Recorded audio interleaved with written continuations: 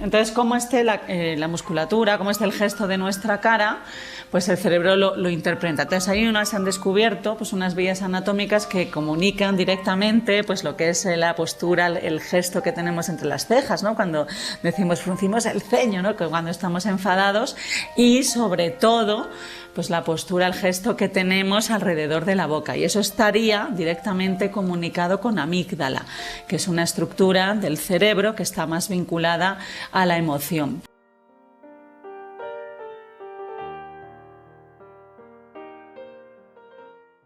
Nuestra invitada de hoy, porque después de décadas de discusión los psicólogos finalmente parecen estar de acuerdo con la hipótesis de retroalimentación facial.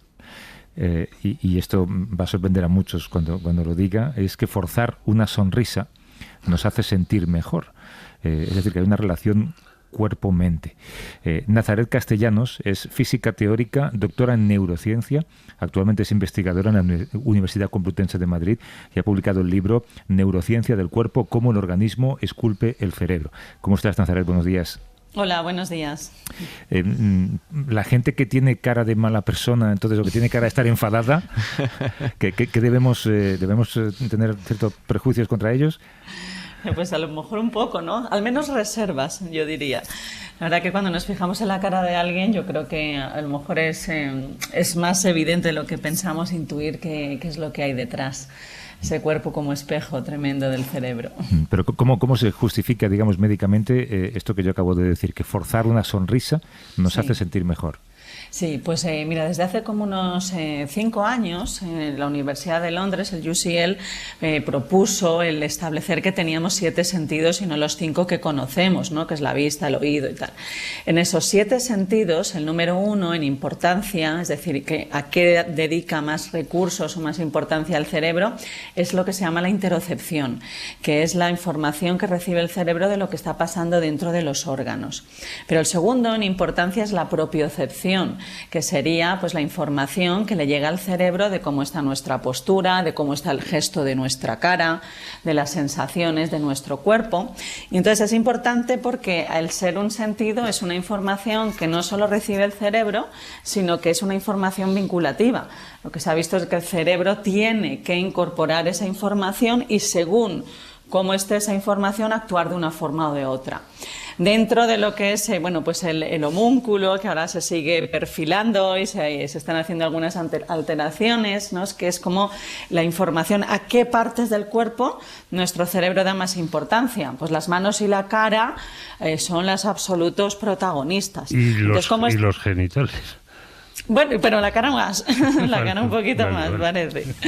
Y entonces, cómo esté la musculatura, cómo esté el gesto de nuestra cara, pues el cerebro lo interpreta. Entonces, ahí se han descubierto pues unas vías anatómicas que comunican directamente pues lo que es la postura, el gesto que tenemos entre las cejas, ¿no? Cuando decimos fruncimos el ceño, ¿no? Que cuando estamos enfadados, y sobre todo pues la postura, el gesto que tenemos alrededor de la boca, y eso estaría directamente comunicado con amígdala, que es una estructura del cerebro que está más vinculada a la emoción. Pero esa carretera es en 2 direcciones, es decir, si yo me enfado, pues mi cara lo refleja, hay una activación de la amígdala, eso se proyecta hacia mi gesto y claro, pues me expreso esa cara de enfado y tristeza, pero al revés igual. Entonces lo que mostraron los estudios es como últimamente, pues, por ejemplo, fíjate la postura que tenemos cuando vemos el móvil, ¿no? Pues ponemos una cara un poquito arrugadilla, aunque no estemos enfadados. Sí. Claro, pero tú hablas de cómo nos hace sentir, digamos, esa postura o ese gesto, pero cómo nos sentimos tiene efectos médicos, digamos. Te pongo un ejemplo. Si dormimos de una manera diferente, de lado, boca arriba, boca abajo, ¿puede ser mejor o peor para nuestro cerebro? Pues mira, sí, esto también se ha medido. Entonces, sabes que está el sistema linfático, que es un sistema de limpieza del cerebro que es más presente, más activo cuando estamos durmiendo, ¿no? Pues entonces ese sistema de limpieza del propio cerebro depende también de la postura que tengamos cuando estamos durmiendo. De tal forma que se ha visto que cuando dormimos de lado es un poco cuando favorecemos ese sistema de limpieza. Y esto que hablabais ahora de enfermedad de Alzheimer, pues ellos midieron un poco con la reducción de las placas de beta-amiloide, que son unas placas que se observan en concreto en esta forma de demencia, que se tienen que ir limpiando si se realiza bien, claro. Entonces, este proceso se favorece cuando dormimos de lado, por ejemplo. Oye, es interesante, claro, lo de los dos sentidos extra que apuntas, ¿no? La propiocepción, la interocepción. Hay algunos lo de la postura la podemos controlar, pero luego hay muchos procesos inconscientes en el cuerpo, o sea, el ritmo cardíaco o el estado de nuestros intestinos, que no somos conscientes de ellos, pero que están informando de cosas al cerebro que nos hacen, pues quizás, cambiar el estado de ánimo.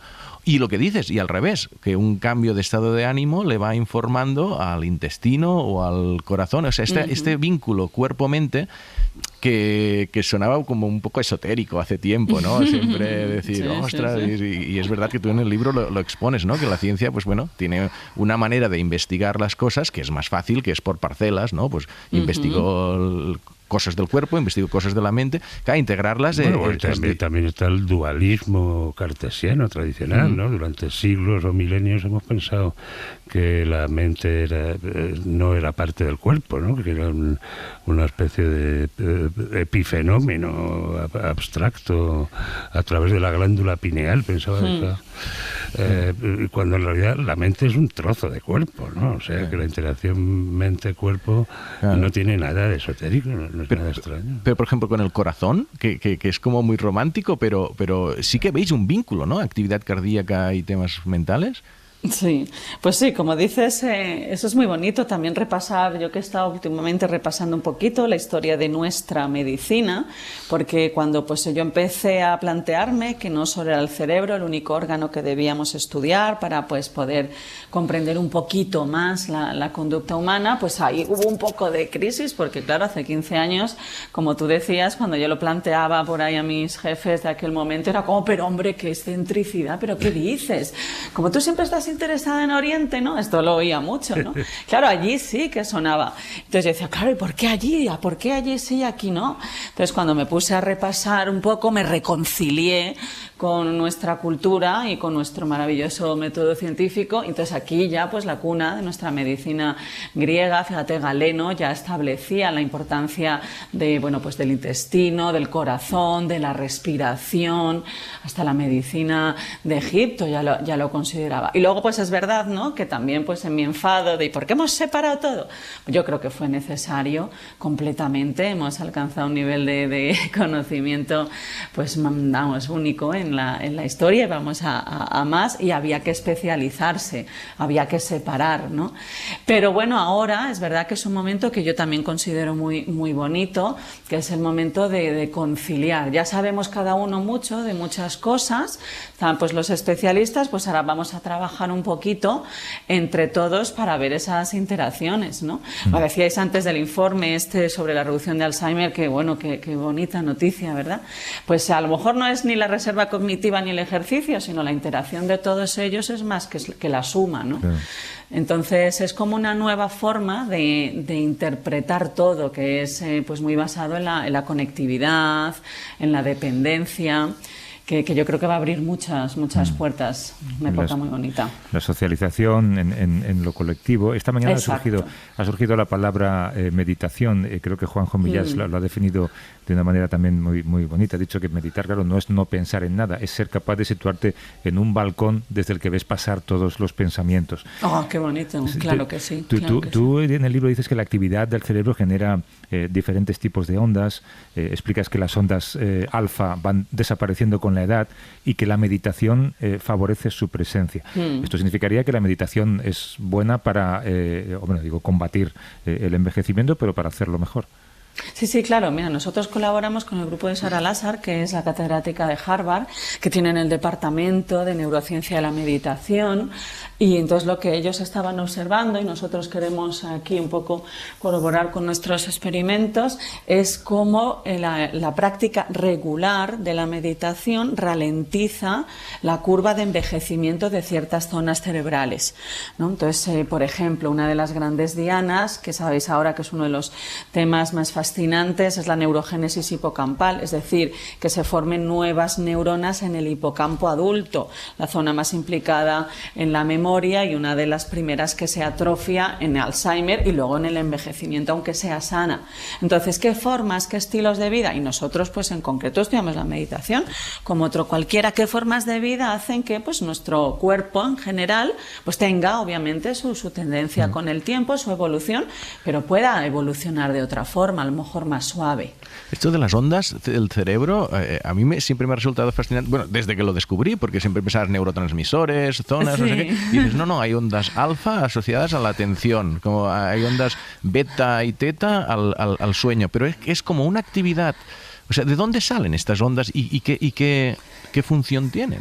Sí, pues mira, yo desde que tengo 20 años he estado como absolutamente obsesionada con los campos eléctricos dentro del cuerpo, ¿no? Entonces a mí me ha gustado siempre mucho más la parte eléctrica que química en el cerebro. Entonces nuestras neuronas, pues claro, se van cargando de electricidad, se van cargando cuando alcanzan un cierto umbral, esa carga ¡puf!, emite una descarga eléctrica que nosotros medimos, ese voltaje que es pues como 60, 100 veces superior a lo que sería pues su dinámica, va subiendo, y nosotros cuando hacíamos experimentos, esto eran animales, claro, que puedes meter electrodos dentro del cerebro, pues bajabas allí con el electrodo y escuchabas, porque la máquina traducía en sonido aquel voltaje, ¿no? Y entonces ibas bajando y de repente escuchabas pa pa pa pa pa pa pa pa pa pa pa, y era maravilloso aquello.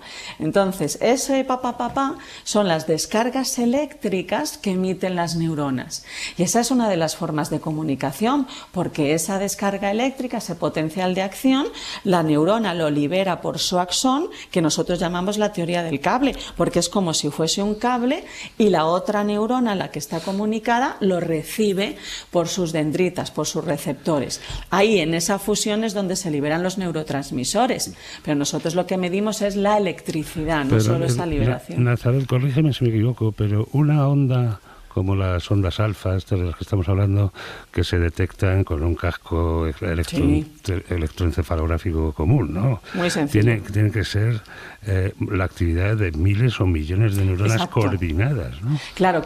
Nosotros en animales, en registros intracraneales, es decir, cuando metíamos dentro, medimos neuronas, pero evidentemente en humanos tienen que ser técnicas que sean no invasivas, que no hagamos nada, no haga ninguna incidencia a la persona. Entonces se ponen cascos, pueden ser el típico electroencefalograma, se ponen electrodos en el cuero cabelludo, o nosotros medimos el campo magnético, que es como si metiera a la persona a la cabeza, como en un casco de estos como los que había en la peluquería.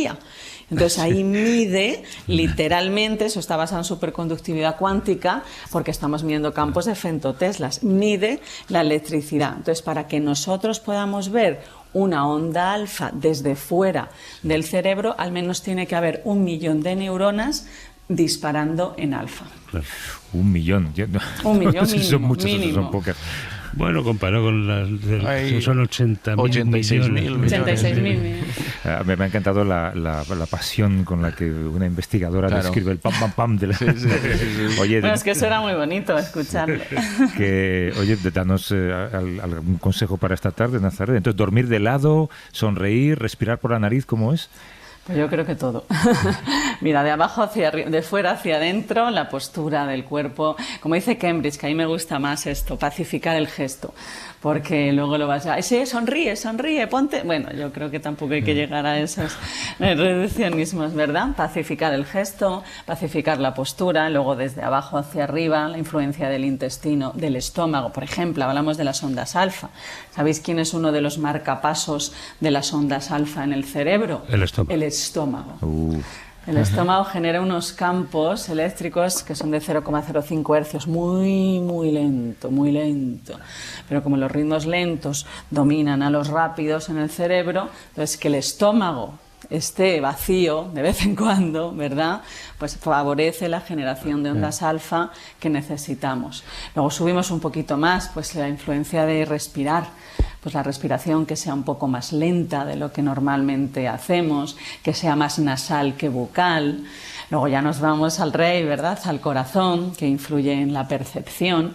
Nosotros habláis antes también de Alzheimer y la salud cardiovascular. Nosotros publicamos un estudio donde veíamos que las personas ya en las primeras fases de la enfermedad de Alzheimer, en deterioro cognitivo leve, tenían una pérdida de la comunicación entre corazón y cerebro correlacionada con su deficiencia cognitiva. O sea, como cuidar todo el cuerpo es cuidarnos a nosotros. Qué bueno, me ha encantado escuchar toda esta explicación de Nazaret Castellanos, que es física teórica y doctora en neurociencia, actualmente investigadora en la Universidad Complutense de Madrid. Ha publicado el libro Neurociencia del cuerpo, cómo el organismo esculpe el cerebro. Mil gracias, Nazaret. Por favor, a vosotros. Y sigue investigando. Gracias, gracias. Hasta luego. Muchísimas gracias por acudir.